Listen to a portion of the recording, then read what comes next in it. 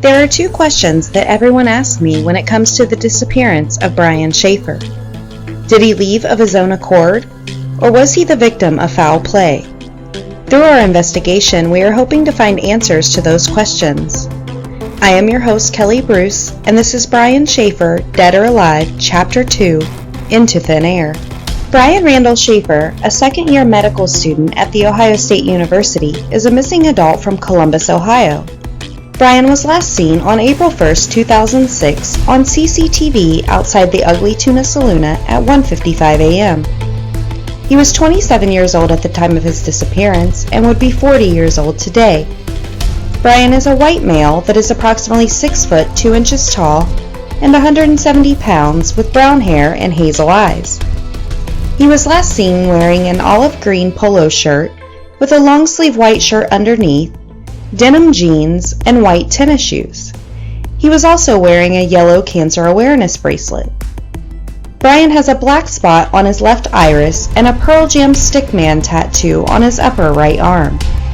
If you have any information on the disappearance of Brian Shaffer, please contact the Columbus Police Department at 614-645-4545. When I first heard about Brian's disappearance, everyone knows it was Brian's love of Pearl Jam that drew me in.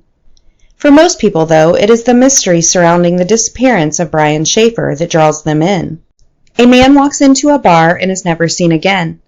It sounds like a line to a joke or the performance of a magician, not the real-life disappearance of Brian Shaffer. It baffled me to think someone could just vanish into thin air. I am going to now give you a detailed timeline of events for Brian Shaffer on March 31, 2006 until 1:55 a.m., April 1, 2006. Brian began his evening by having dinner with his father at Outback Steakhouse in Reynoldsburg, Ohio. According to his father, Randy, Brian seemed tired from finals, but nothing seemed out of the ordinary.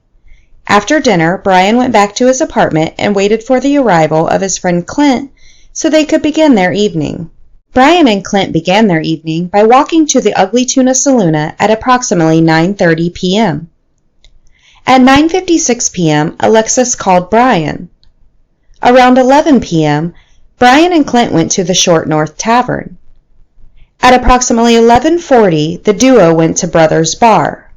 Around this time, Brian and Clint were joined by a friend of Clint's named Meredith Reed. Meredith then drove the three of them to the Ugly Tuna Saloon, where Clint and Brian began their evening. At 1:55 a.m., Brian is seen on CCTV outside the Ugly Tuna Saloon speaking with two girls later identified as Amber and Brighton. Brian then walks off camera and has not been seen since. Today, Brian Shaffer, Dead or Alive, is going to have our first guest. I figured since we are discussing the final known moments of Brian Shaffer, that we would invite Brighton to the show since she spent the majority of the time at Ugly Tuna Saloon with Brian. The following is a pre-recorded interview between myself and Brighton. Hi, Brighton, and thank you for joining us on Brian Shaffer, Dead or Alive today. Hi, I'm glad to be here. I know that you and I have spoke a few times about Brian's disappearance, but I thought that the listeners would like to hear from you as well. I prepared some questions for you, and if you don't mind, we'll get right into those. Sure. So let's go back to March 31st, 2006. How old were you at the time? I think I was 23 at the time. Okay. And were you a college student as well? Yes, I was actually attending Ohio State University. Okay. So it's Friday night, March 31st, 2006, and it's the start of your spring break. I imagine everyone on campus was going out that night, to celebrate upcoming spring break trips or whatever. You made plans with your friend Amber that night, correct? Correct. At that point, had you and Amber been friends for a while? We had only been friends about a year and a half. We both worked together at Target. Okay. Was it only the two of you that went out that night? Right, it was just the two of us. Okay. And prior to going to the Ugly Tuna Saloon, did you go to any other bars? I thought about that, and I don't have any memory of going anywhere else before that. I think Ugly Tuna was our only stop that night. Okay. I'm going to speed the evening along a little bit. Let's go to 1:15 a.m. Everyone knows this is the time that Brian arrived at the Ugly Tuna Saloona with Clint and Meredith. Right. Were you and Amber already at the Ugly Tuna Saloona, or did you arrive after they showed up? We were already there, actually. We were sitting in bar stools that were closest to the entrance. And Amber was sitting, and I was sitting to the left of her. Okay. So tell me how you were introduced to Brian. I actually don't remember really, like, physically being introduced. I think it was more of like a natural thing. Clint was Amber's old teacher's assistant, and so they had run into each other. And like I said, Amber was sitting to my right, so Clint was standing to her right, and they were talking. So Brian was standing right behind Amber and I both. So I think it was just natural that Brian and I just started, communicating. Okay. And prior to that night, had you ever met Brian, Clint, or Meredith before? No, I had not. And you told me that you actually didn't even really speak to Meredith that night, correct? No, I actually don't even know what she looks like. So I don't think I was introduced to her at all. Okay. At that point, you personally had a lot to drink, correct? Right. In your opinion, based on Brian's actions, would you say that he was drunk? I think that he was feeling really good. I don't know that he was drunk. I mean, he wasn't falling over or anything. He was being flirtatious. So, I think he was, I think if he had drank any more, it probably could have gotten, would have been too drunk. But I don't think he was too drunk. Okay. Would you mind telling me a little bit about your interactions with Brian that night? Like any conversations or just, anything about it? Sure. The thing with conversations, I don't remember anything we talked about. The evening kind of goes through my head, kind of like a silent movie. I do know that, that the conversation was flirtatious. He was kissing up on my neck. And I took that as a signal. So I put my phone number in his phone and of course gave it back to him. And then when Amber suggested, and he'd offered to walk us to our car, I was excited about that. But other than that, I don't really, remember like anything we talked about. But Brian didn't end up walking you out to the car. Do you recall why? Right. Yeah, he did not walk us to our car. I think maybe we got distracted. I don't know. We got out in the lobby. We were talking, and I went back in the bar for a brief moment to go to the restroom, of course, because after everything we had drank. So I came back, and Amber and I had left, and maybe we decided we didn't need him to. I don't know. I don't know why he didn't walk us to our car. At 1:55, you're seen on CCTV with Amber and Brian outside the Ugly Tuna Saloona entrance. The three of you walk off camera. Can you tell me what you guys do when you walk off camera? I've seen that footage so much, and I don't know what we were doing. There wasn't really much for us. There wasn't very far for us to go because at that time there was a wall with a beige door there. So it was just like kind of like a cubby that was dipped in a little bit. And I think maybe we were just trying to get out of other people's way, maybe. But we were just talking, and I noticed that Amber kind of like pushed I think she was just directing me back a little bit. And so I don't know. Okay. And so before you left, like you said, you went in to use the restroom, and Amber and Brian stayed outside. Right. The bar, right. Okay. So after all of that, and you and Amber go to leave, do you know approximately what time that was? In my memory, I don't remember, but because how much I've gone over this night with other people and everybody and watching the footage, I know that it was around 1:55. Okay. You and Amber were in her car and it was parked in the parking garage, correct? Right. We were on the first floor. Okay.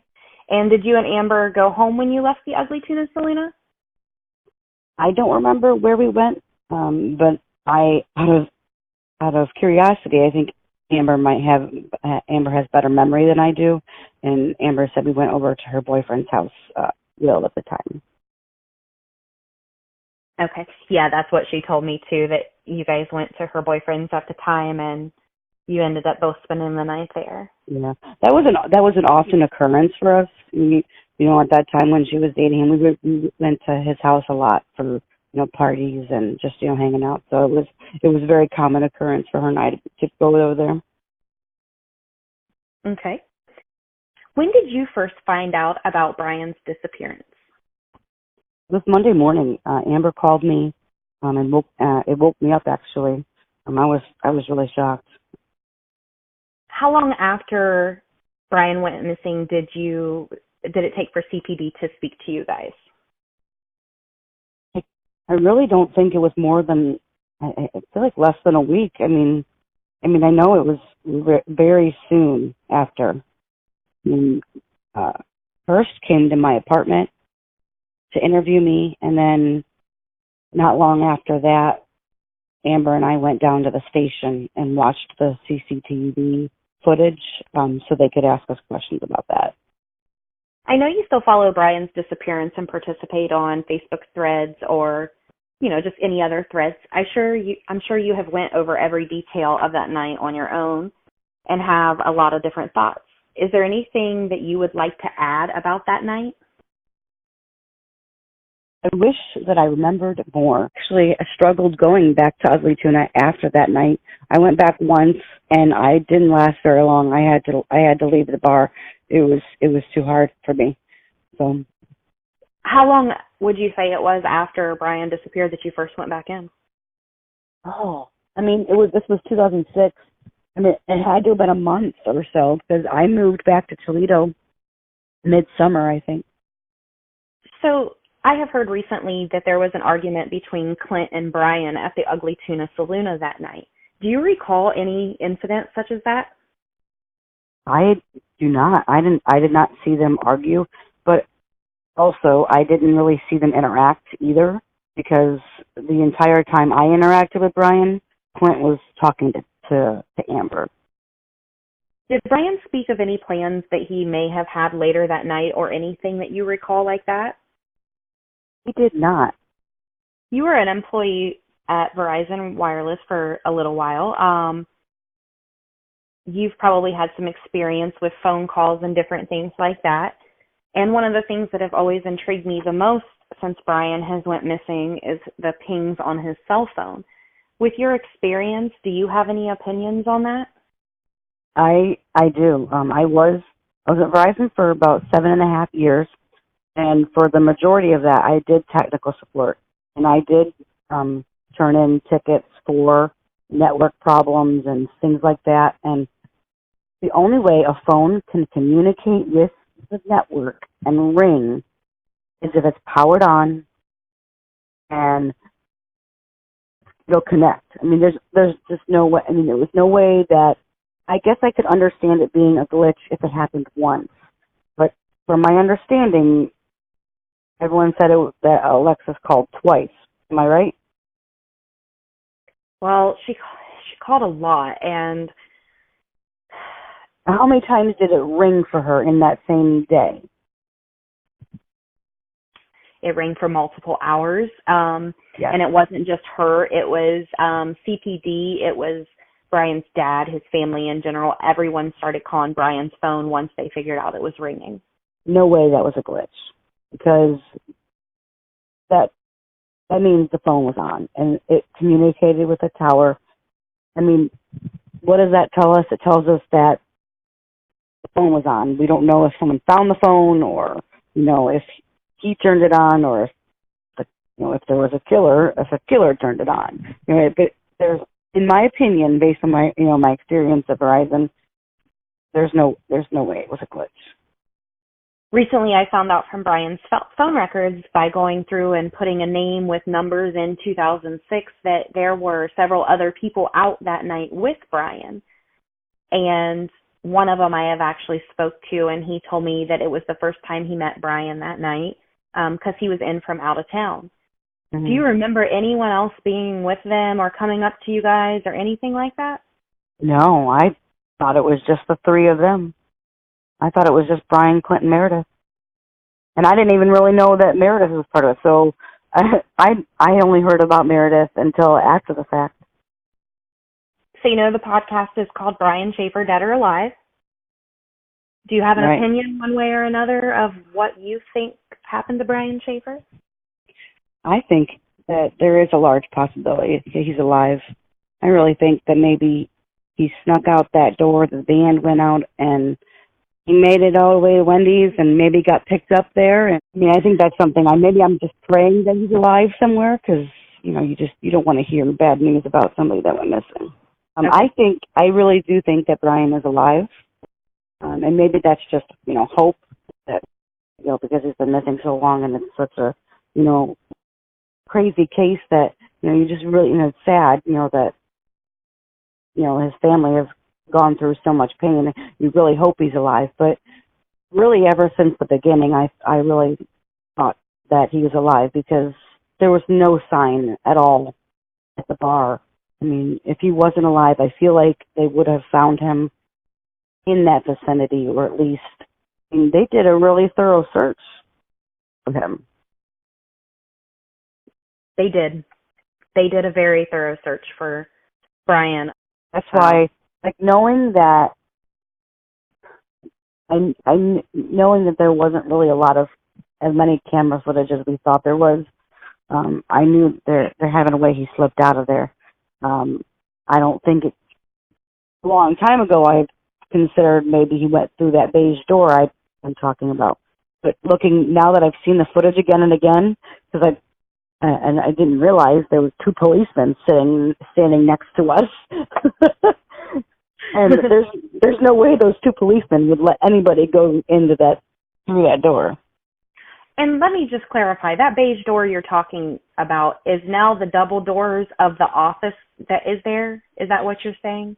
So, okay, right now, that actually is now a longer hallway that goes to the doors into those OSU offices. That wall was way closer and had a beige door to the construction at the time. Okay. So there wasn't a big hallway like there is now. Back then there was construction, so there wasn't a hallway at the time. There was just a wall and a door that went to the construction. And that when we went under the, like you asked me about us going out of camera view, mm-hmm. There was only like maybe 2 feet, and then we ran into the wall. Like the wall is like 2 feet from where we were. Okay. So that makes sense to me. So you would still go out that door to get to like the service elevator and all of that stuff. Probably. And I never went back there because there was construction, and I'm no rebel. I don't go into doors that aren't meant for me.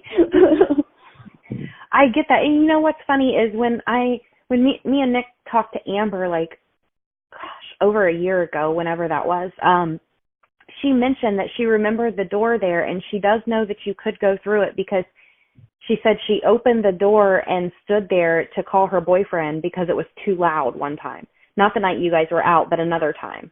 Yeah. So she said she knew that you could open that door and go through it. So I had no clue that the hallway wasn't there. It looked different. John has never even corrected me on that. Yeah, it wasn't there then. Because there was probably a hallway on the other side and went probably to elevators, because I know that there's elevators there now. Brighton, I'd like to thank you again for taking time out of your day to speak to us and for helping keep Brian's name out there over the years. I'm really glad that I had the opportunity to do that.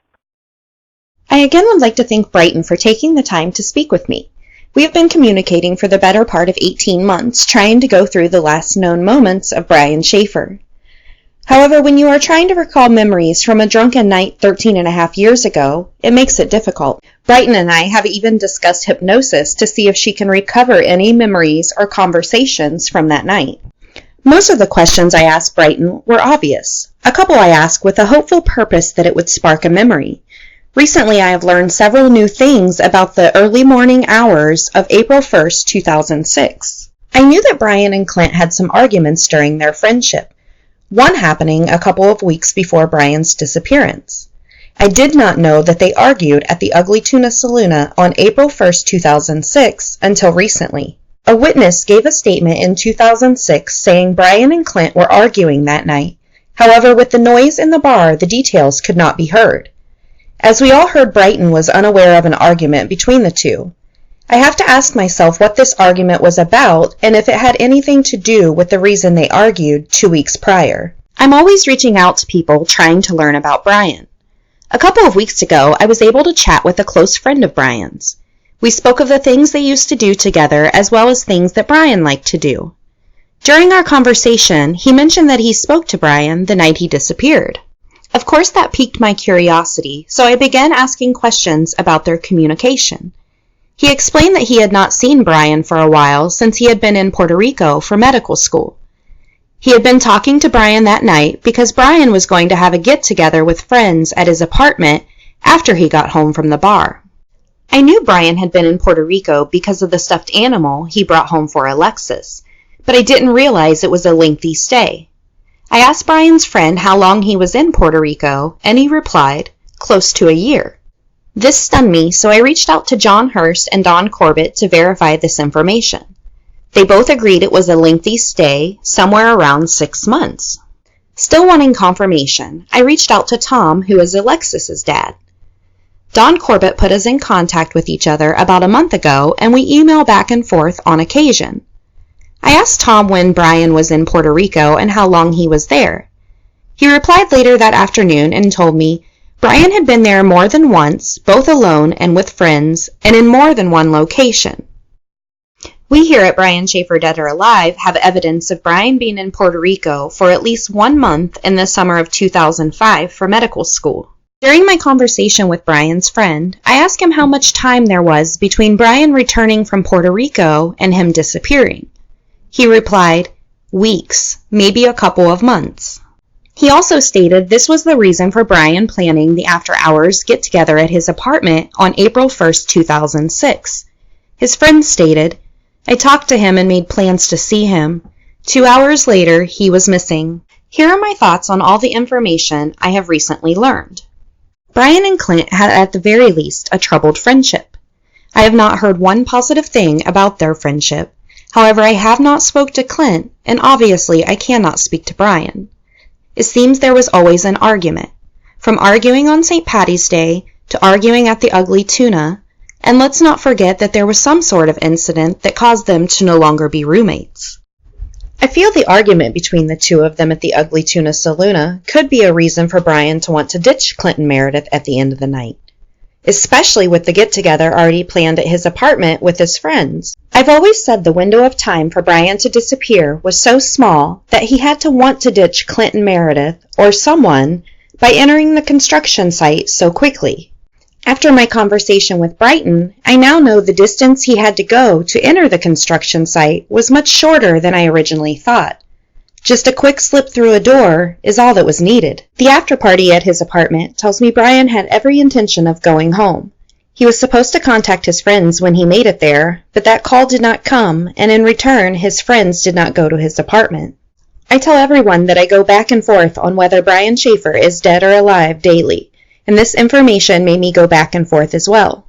Brian's time in Puerto Rico definitely has me intrigued. I will keep looking for answers and address some of this more in depth on Brian Shaffer, Dead or Alive, Chapter 3, The Inside Track. Did you know Brian Shaffer? If so, we would love to speak to you. If you can prove you are connected to Brian Shaffer, please contact us at one of the many methods listed in the show notes.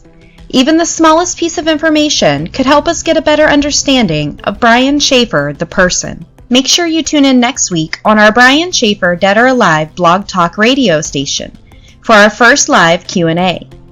We will release information on our social media about how to call in. All links to our social media can be found in the show notes. Brian Randall Shaffer, a second-year medical student at The Ohio State University, is a missing adult from Columbus, Ohio.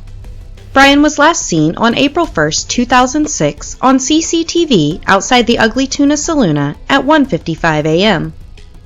He was 27 years old at the time of his disappearance and would be 40 years old today. Brian is a white male that is approximately 6 foot 2 inches tall and 170 pounds with brown hair and hazel eyes. He was last seen wearing an olive green polo shirt with a long-sleeve white shirt underneath, denim jeans, and white tennis shoes. He was also wearing a yellow cancer awareness bracelet. Brian has a black spot on his left iris and a Pearl Jam Stickman tattoo on his upper right arm. If you have any information on the disappearance of Brian Shaffer, please contact the Columbus Police Department at 614-645-4545. You can follow Brian Shaffer Dead or Alive on Facebook, Twitter, and Instagram. Don't forget to join our private Facebook group to discuss each episode. Listen to Brian Shaffer Dead or Alive podcast on Podbean, Stitcher, iTunes, Google Play, and many other listening sites. Don't forget to check out our new Blog Talk radio show after each episode for a live Q&A. Schedules will be posted on our social media.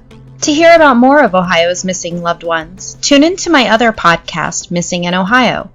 Each episode features a different missing person from Ohio and their story. You can find Missing in Ohio on all the listening platforms where you listen to Brian Shaffer Dead or Alive. Thank you for listening to Brian Shaffer Dead or Alive Chapter 2, Into Thin Air. Tune in next time for Chapter 3, The Inside Track.